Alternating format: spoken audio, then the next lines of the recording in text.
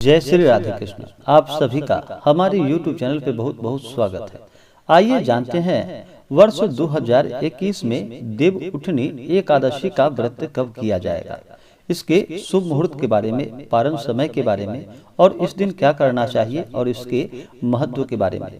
देव उठनी एकादशी का व्रत हर वर्ष कार्तिक माह के शुक्ल पक्ष की एकादशी तिथि के दिन देव उठनी एकादशी का व्रत किया जाता है। इसे देवोत्थान एकादशी, प्रबोधनी एकादशी के नाम से भी जानते हैं। इस दिन भगवान विष्णु योग निद्रा से जागृत होते हैं और इस दिन भगवान का विधिवत पूजन किया जाता है और पूजन के साथ साथ शालिग्राम के रूप में तुलसी माता का विवाह करवाया जाता है शालिग्राम से। एकादशी तिथि का हिंदू धर्म में बड़ा ही विशेष महत्व माना गया है।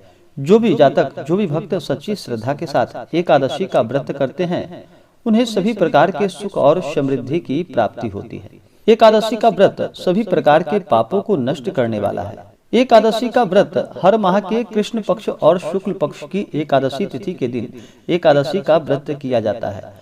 एक वर्ष में कुल मिलाकर 24 एकादशी का व्रत होता है। वहीं पे अगर अधिक मास हो, मलमास हो, तो वो 2/26 एकादशी का व्रत होता है। एकादशी के दिन भगवान विष्णु, माता लक्ष्मी का पूजन किया जाता है। यह सभी प्रकार के पापों को नष्ट करने वाला है। देव उठनी एकादशी इसलिए इस दिन को कहा जाता है क्योंकि भगवान विष्णु 4 महीनों के लिए चतुर्मास के दौरान योग निद्रा में चले जाते हैं और चतुर्मास में सभी शुभ और मांगलिक कार्य बंद हो जाते हैं और देव उठनी एकादशी के दिन से ही सभी प्रकार के शुभ और मांगलिक कार्य आरंभ हो जाते हैं, जैसे कि विवाह, शादी, जनेऊ, गृह प्रवेश आदि सभी आरंभ हो जाते हैं। जो भी जातक एकादशी का व्रत करते हैं, उन्हें इस दिन नियम और निष्ठा का पालन करना चाहिए। एकादशी का व्रत करने वाले को चाहिए कि 10वीं की रात्रि से ही इस व्रत के नियम का पालन करना चाहिए। 10वीं तिथि को शुद्ध और सात्विकता का पालन करना चाहिए। 10वीं तिथि के दिन मांस, मदिरा, लहसुन, प्याज आदि का त्याग करना चाहिए। शुद्ध और सात्विकता का पालन करना चाहिए। 10वीं की रात्रि में ब्रह्मचर्य का पालन करते हुए भगवान नाम का स्मरण करते हुए सोना चाहिए और अगले दिन सुबह एकादशी के दिन ब्रह्म मुहूर्त में उठ करके नित्य क्रियाओं से निवृत्त होकर के इस दिन गंगा में स्नान करना चाहिए। कार्तिक का महीना है तो कार्तिक माह का वैसे ही गंगा स्नान का बड़ा विशेष महत्व माना गया है। माह में सभी प्रकार के जितने भी पूजन कार्य होते हैं, अगर आप करते हैं तो वह बड़ा ही लाभकारी होता है। तो इस दिन गंगा स्नान जरूर करना चाहिए। अगर गंगा स्नान जाके ना कर पाए तो कम से कम घर के नहाने के पानी में थोड़ा सा गंगा जल मिला करके स्नान करना चाहिए और शुद्ध वस्त्र धारण करके मन में संकल्प लेना चाहिए। भगवान विष्णु से प्रार्थना करनी चाहिए कि हे भगवान विष्णु, हे माता लक्ष्मी, आज मैं आपके एकादशी का व्रत करने जा रहा हूँ या करने जा रहे हूँ। इस प्रकार से भगवान से प्रार्थना करनी चाहिए।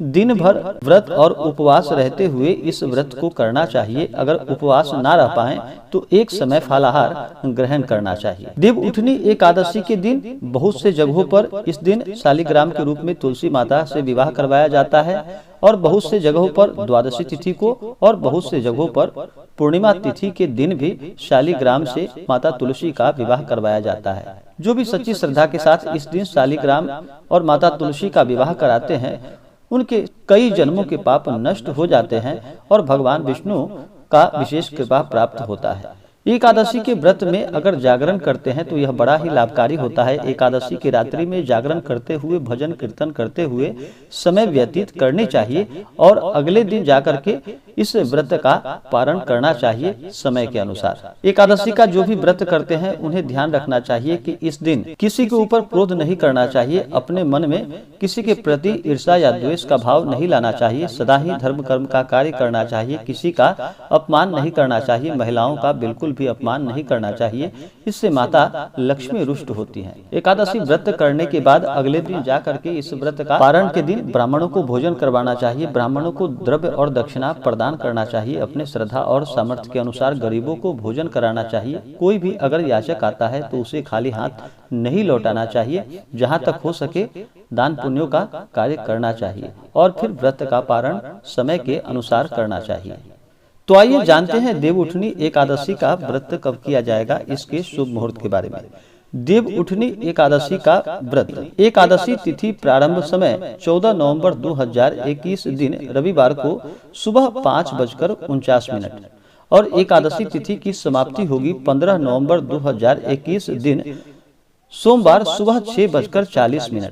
इस बार 2 दिन एकादशी पड़ रही है, तो एकादशी जो भी गृहस्थ लोग हैं वो 14 नवंबर 2021 को करेंगे और जो भी वैष्णव लोग हैं वो 15 नवंबर 2021 को इस व्रत को करेंगे। जिन्होंने 14 नवंबर 2021 को व्रत किया है वो जाकर के 15 नवंबर 2021 को इस व्रत का पारण करेंगे।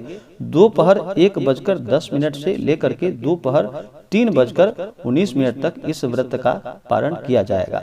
जो भी 15 नवंबर 2021 को व्रत करेंगे वो 16 नवंबर 2021 को इस व्रत का पारण करेंगे। पारण का समय सुबह 6:44 से सुबह 8:01 तक इस व्रत का पारण किया जाएगा।